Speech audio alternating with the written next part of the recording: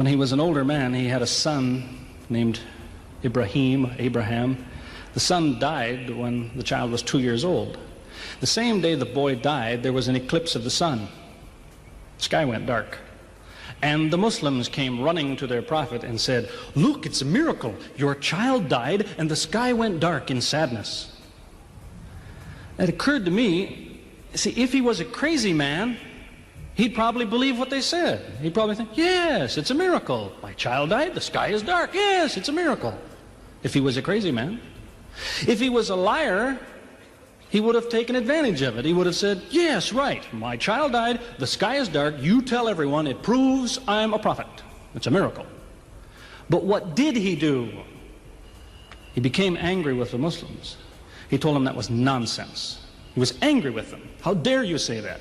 He said the sun and the moon are signs of God, and they don't worry themselves about the birth of a man or the death of a son of Muhammad. Doesn't look very crazy. Doesn't look much like a liar. Now you have a third alternative, of course, which people tell you all the time.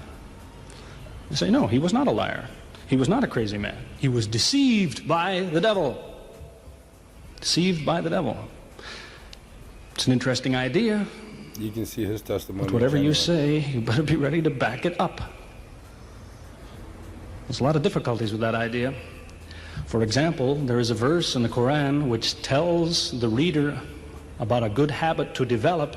It tells him, before you read this book, always say, A'udhu billahi minash shaitani rajim, which means, I take refuge in God from Satan the rejected. Is this Satan who wrote this? Who said, before you read my book, ask God to save you from me? Is that Satan who wrote that? As Jesus said, if Satan is divided against himself, then his kingdom will fall. He's fighting against his own interests.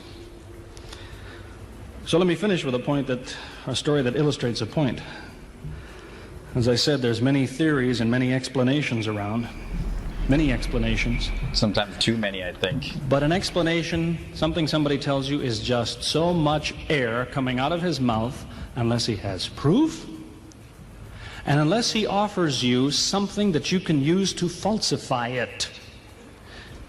You see, there's many theories of how do the planets go around the sun and how do the stars burn and all the rest of it. Many theories. Most of them are just so much wind. Scientists pay no attention to them because they don't contain some. So we just finished part 2, and I mean, as you can expect, there's a lot to unpack from what he's saying. But yeah, let's go to part 3.